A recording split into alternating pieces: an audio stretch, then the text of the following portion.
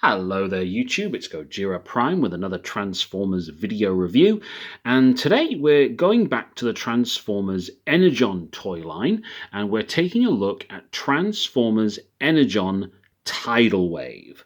Now, Tidalwave is a character who was first introduced in the Armada series back in 2003, and he was introduced at some point in the show, I can't remember the exact specific episode, as this kind of ultimate warrior, general leader of the Decepticons, or at least that's how I recall him being introduced. It's been a while since I have seen Armada. Tidalwave is actually one of my favorite Decepticons from the Armada and Energon franchise, simply because when he was first introduced, he was made out to be this absolutely massive transformer. Essentially, he was like the Armada Energon version of Omega Supreme in regard to size. He was absolutely huge. And he, in his battleship mode, he completely overwhelmed the Autobots in battle. But throughout the series, he gradually got smaller and smaller and smaller until he was pretty much just a little bit bigger than Megatron in height and size. Which is a bit of a shame, really, because he was first introduced as this massive, all-encompassing battleship, and then he kind of got downgraded in size over time. The toy itself that you have here is the Energon version of Tidalwave, and this particular version is just a straight-up repaint of the Armada toy. It's exactly the same as the Armada toy, it's just painted differently, and that's it, really. So if you've seen the Armada toy, you'll probably know all about this toy already. But yeah, Tidalwave was quite a simple character in the show. He didn't have brains, really. He was the muscle, and pretty much throughout the entire series, he basically was just famous going through and saying just his name constantly, Tidalwave, Tidalwave. Kind of like Groot, really, from the MCU.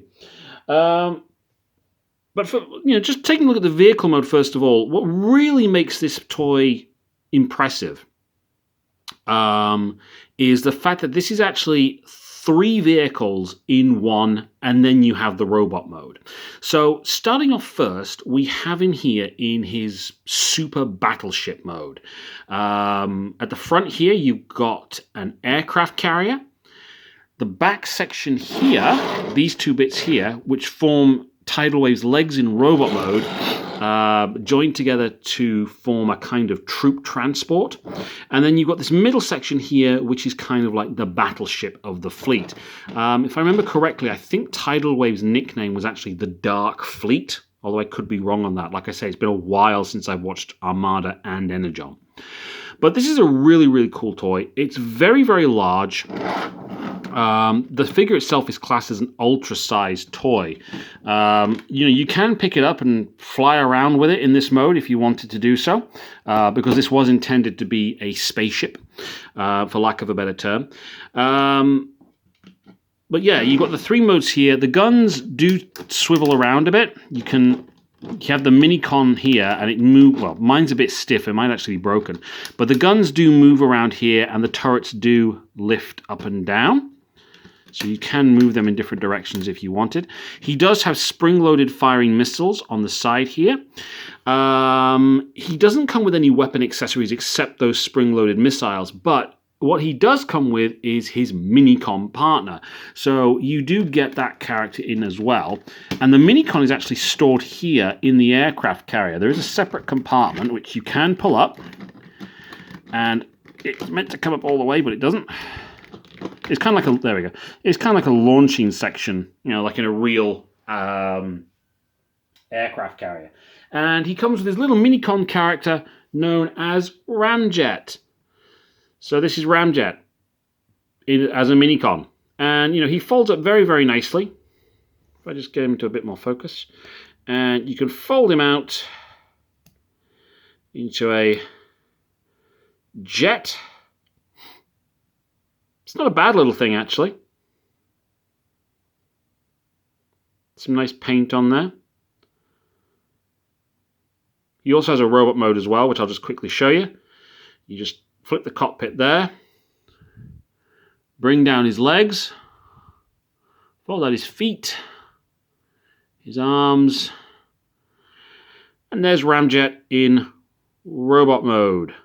Now, aside from a little articulation here in the arms and a little bit here at the knee, for lack of a better term, because he doesn't really have a full knee, to say the least, that is Ramjet as a minicon. It's not a bad thing. It's meant to be an accessory piece, but it is quite a nice accessory piece. It is painted quite well. If I can get that to focus. There we go. It's painted quite well. It's got some nice molded details. You can see the face on there. So that's quite a nice thing.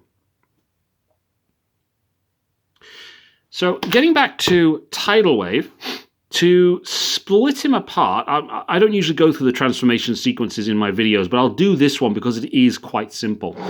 Basically, what you do is to assemble the Dark Fleet from the Super Battleship, you just detach, if it'll come out, detach the carrier, like so, preferably without splitting it in half like I've just done there. And there you have your aircraft carrier. I'm guessing it's based on an American aircraft carrier of some sort, or a futuristic version.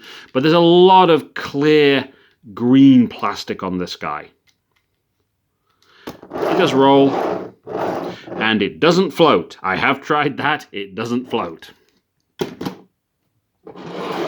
Then you've got the other two sections here, which just detach like so. And this is your troop transport vehicle. Now, obviously, you won't be fitting any normal-sized Decepticons in this thing, but it's still quite a nice piece. This looks like a spaceship. It's a shame they couldn't really put engines at the back. Well, actually, they did kind of here, but not here. But yeah, this is quite nice. It's got some nice molded detail. But what this does is basically you can flip these sections up here. And then if you can see here, you have folding down seats on either side. And those are for minicons to basically sit in. So this serves as kind of like a flying transport for minicons, which is quite nice. That's your troop transport. And then finally, you have this section here, which I'll just put together like so. And this is your battleship. Again, a lot of clear green plastic on the front, if it will focus. There we go. A lot of green clear plastic. The conning tower, or the bridge tower, is very nicely molded detail. And then you've got the gun turrets here, and some additional ones molded here as well. This is the peg where you would put the minicon. If I just get Ramjet here,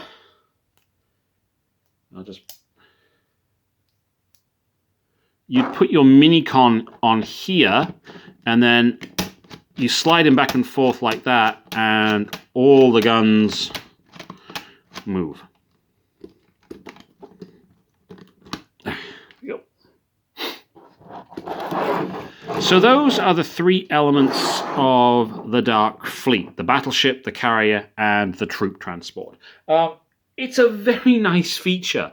You get a toy with multiple playing modes, just alone in its vehicle mode. I mean, this is like the next evolutionary step of a triple changer, I suppose you could say, because, you've got three vehicles for the price of one, plus the little minicon.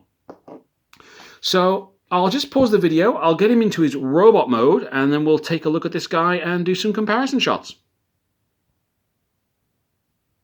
Okay, so now we have Tidalwave transformed into his robot mode.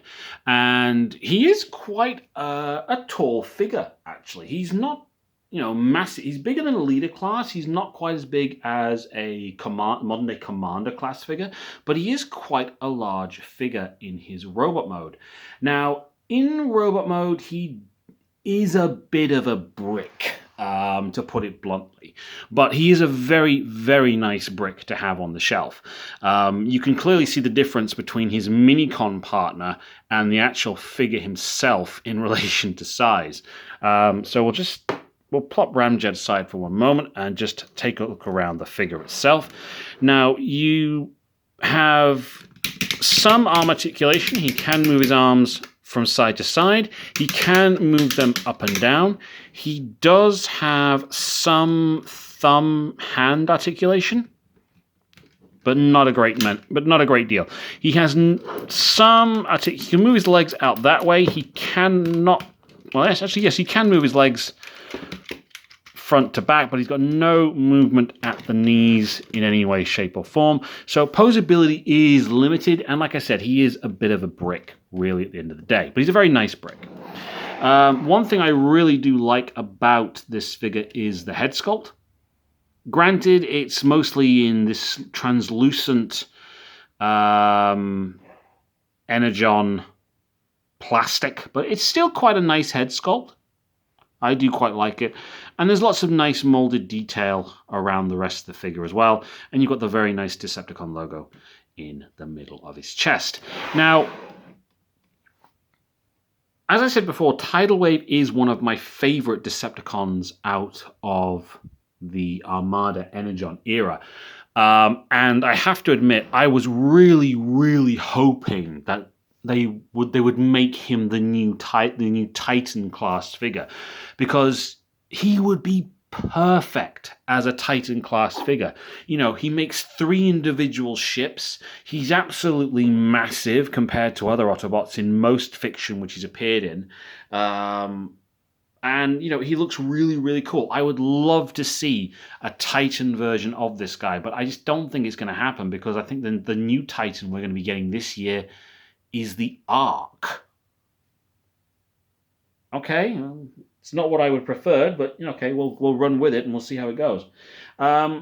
Just as a size comparison with a few more modern day figures, here he is next to Transformers Legends Seaspray.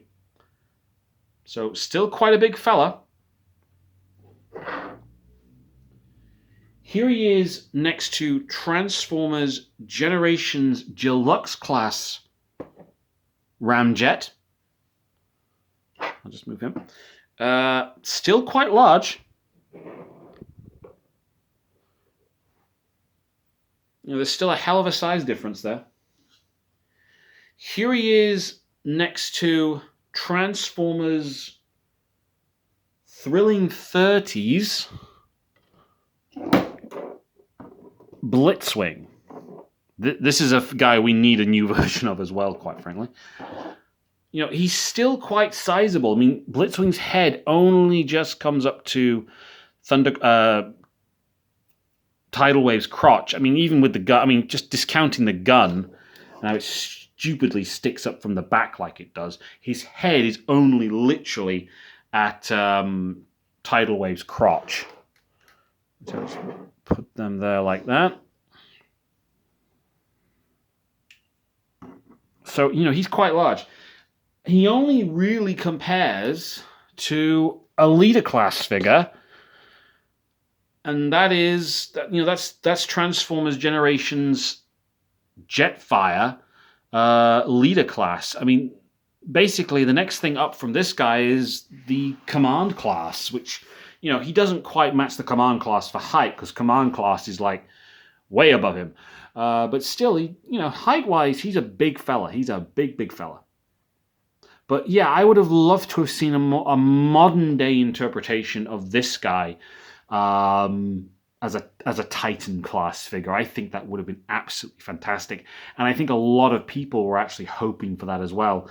Now, we did get a more modern version of Tidalwave in the Titans Returns line as one of a box set of figures, but it was just a repaint of the Broadside figure that was released the same year, and I passed on that quite happily. So yeah, it's a great figure. It's definitely one that deserves a modern day reinterpretation, and I would love to see it as either a Titan class or a Command class figure. I just don't think we're going to get it unless the next line of toys after Kingdom is going to be Armada. Fingers crossed it is. And then we might get a new version of this guy. I really, really hope we do. So anyway, that's my very quick look and review at Transformers Energon Tidalwave. I hope you've enjoyed the video. Please hit the like button, subscribe, comment, share. Thank you very much for watching, and I'll see you again.